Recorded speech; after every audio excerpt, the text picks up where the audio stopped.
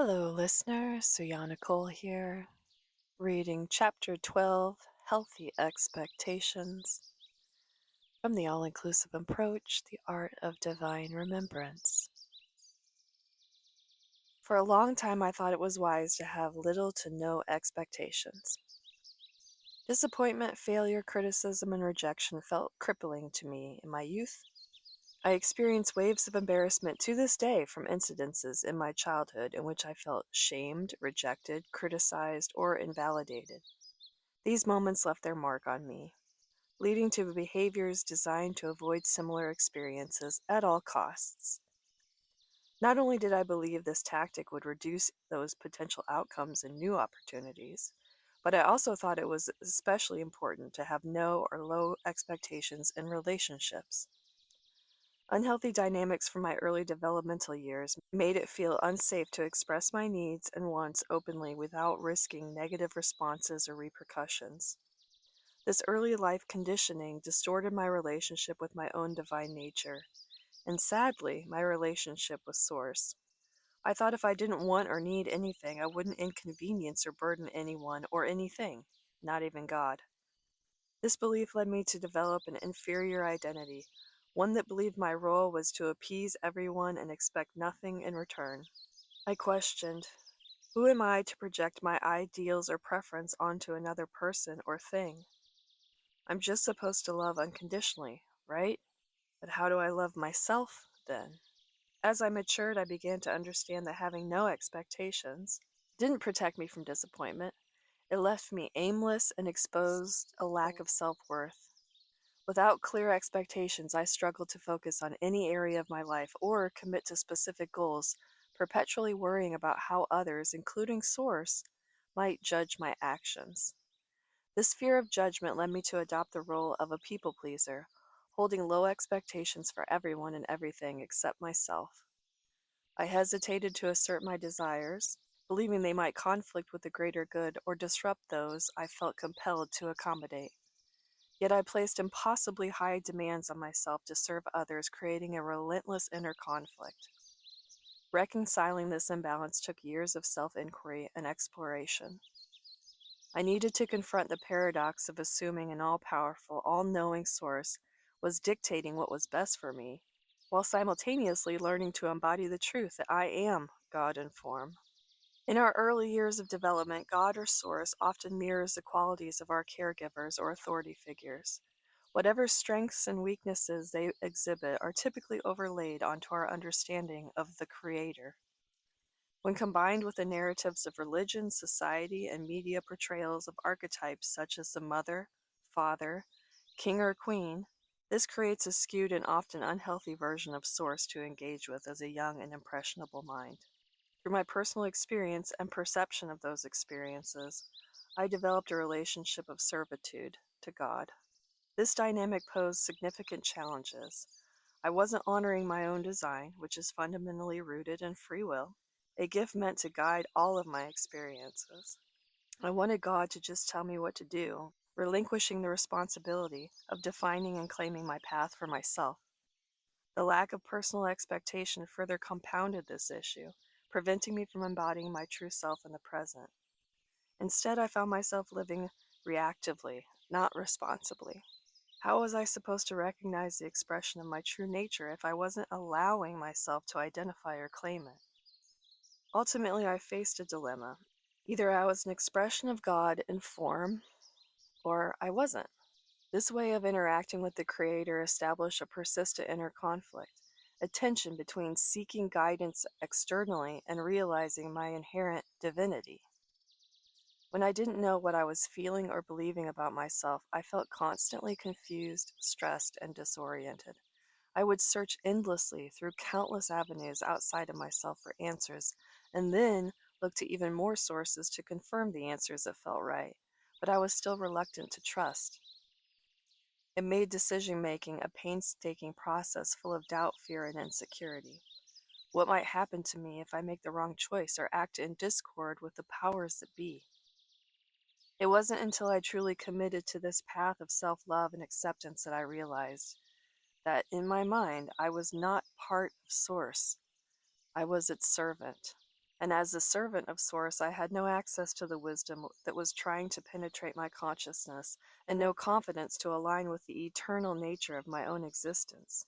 I came to understand that it wasn't that I had been rebuffed or condemned by an infinite intelligence. Instead, I was so consumed by an inner dialogue of judgment and fear that I couldn't hear anything else. Eventually, I began to see this noise not as an obstacle to the stillness within me, where all insights arise, but as the perfect mental storm I needed to motivate me to seek shelter, the shoreline, and sanctuary.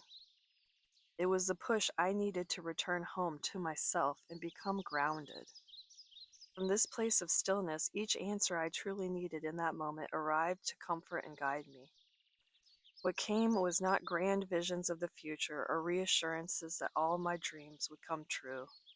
Rather, I was shown the next best step. The next best step in that moment was to remove any barriers, both external and internal, between myself and the eternal, unconditional love, acceptance, and appreciation that Source held for me. No worldly circumstances nor earthbound relationship dynamics could impede my connection to my eternal beingness unless I chose to perceive reality that way. This realization affirmed my sovereignty as an expression of Source and reinforced the truth that my relationship with the infinite was determined by my perception, not by external conditions. Once I allowed the idea that I was an expression of Source to become more than wishful thinking and started applying it to my perception of reality and myself, I saw that healthy expectations cultivated discernment and personal accountability. They were the result of my inner knowing and self-confidence, not expressions of limitations as I had previously perceived them. The catalyst for this shift came in the form of an exercise I encountered during a self-improvement program in 2016. We were asked to write down on note cards everything we could cite as an accomplishment. Nothing was too small or insignificant. You took out the trash? Write it down. You washed your ass that day? Write that down too. You could have chosen not to do it, but you did. That alone made it an accomplishment worthy of acknowledging. We were asked to list at least 20 to 30 items on individual note cards every day for a week. Past accomplishments were requested too, another 100 note cards filled. Not surprisingly, the stack grew, big, fast. The next week, we were instructed to read 15 to 20 cards in the morning and again before bed. Midway through the second week, I felt inspired to add a personal twist to the exercise. I began reading each card as follows. I, God, took out the trash. I, Spirit, replaced the retractable antenna on my car. I, Source, gave birth to a beautiful, healthy boy. I, Infinite Intelligence, moved into an intentional community in Costa Rica. By the end of the week, the perceived separation between me and God had disappeared. This shift revealed my value in my own life, not as something that needed fixing to achieve an ideal, but as something inherently whole and worthy. I saw all the accomplishments I, God, had to appreciate in this lifetime. This awareness fostered my ability to recognize and receive what was best and healthiest for me to experience. It didn't mean that only pleasant, desirable realities would manifest. Rather, it meant that through the lens of discernment, I could perceive whatever I received as helpful and evolutionarily beneficial. In this way, I stopped being a servant to Source and reclaimed my infinite power to serve the divine plan of Source as Source. It's easy to think that God or Source is failing to bring you what you desire. It's even easier for many of us to assume that the lack of manifestation and realized dreams is a result of our own unworthiness or personal shortcomings. Thoughts like, if only I weren't so lazy, I'd have a healthy, fit body, or if I didn't procrastinate so much, I'd be a successful entrepreneur, or if I weren't afraid of commitment, I'd be in the perfect relationship. These are common. Of course, we can judge and reject ourselves and our past behaviors in an effort to motivate change. While this approach may feel productive in the moment, it's nearly always inefficient in the long run. Yet we have the freedom to choose this path. The problem with this approach, however, is that it perpetuates the very belief structures, such as laziness, procrastination, or fear, that we are actually designed to accept and then evolve. We often see this phase of the evolutionary process, the recognition of what is asking to be accepted and evolved, as a hindrance rather than a catalyst. Instead of viewing our growing awareness as a breakthrough, we interpret it as proof of failure. For example, we might notice our patterns of procrastination and think, I can't get anything done, and I never will. Instead of approaching it with curiosity, wow, I'm really noticing how I avoid things that feel scary or overwhelming. I wonder how this habit is evolving now that I am aware of it and can embrace it from a loving, inclusive perspective. As a result, we condemn ourselves for being less than godly, forgetting that God is the only thing that exists. The cycle usually goes a little something like this. Step 1, identify a problem you've created or experienced in reality. Step 2, assign fault to yourself or another for manifesting the problem you are witnessing. Step 3, judge, criticize, or reject the behavior, habit, or circumstance that led to the problem in an effort to eliminate its existence. Step 4, feel bad about yourself for being judgmental or sabotaging your ability to live a fulfilling, satisfactory existence. Step 5, recognize that this cycle feels awful and turn to habits or distractions to escape the discomfort. Step 6, implement distraction techniques such as watching TV, eating, smoking, drinking, gossiping, judging others, arguing, shopping, gambling, or playing video games. Step 7, reject yourself again for falling into distraction or addictive patterns, vowing that you'll never do it again. Step 8, repeat. Does any of this ring a bell?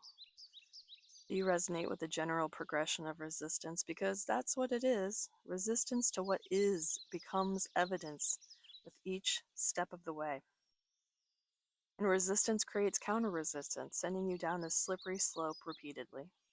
This method of interacting with the world around us is a learned habit, but like all habits, it can be replaced with a new one. The child who was taught to have low or no expectations can repeat this pattern, or they can mature through life's invitation to trust that everything in the now is guiding them to the next best thing, one trusting step at a time. Throughout this process, source energy remains the ever-present catalyst and companion, manifesting as you, everything within you, and everything around you. Source energy offers you the present moment as an opportunity to embody gratitude, joy, openness, and alignment with your highest good. While Source experiences physical reality through you, it perceives existence differently. It exists in a liberated state and doesn't engage with the same filters of perception that we do as human expressions. Our purpose then is to align with the perception of Source, not the other way around. When we say, look how unhappy I am, make me happy, Source replies, I do not see it that way. Take another look. Source in its infinite wisdom knows what you desire. But do you truly know what you want? Have you identified all the conditions you have created that must be met before you are willing to embody your perfection? Common themes often emerge: loving relationships, more money, better health, or a fulfilling career, purpose.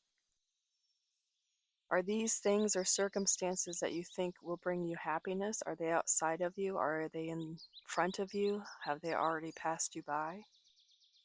Or are you beginning to realize that what you truly want is peace in being your authentic self forevermore?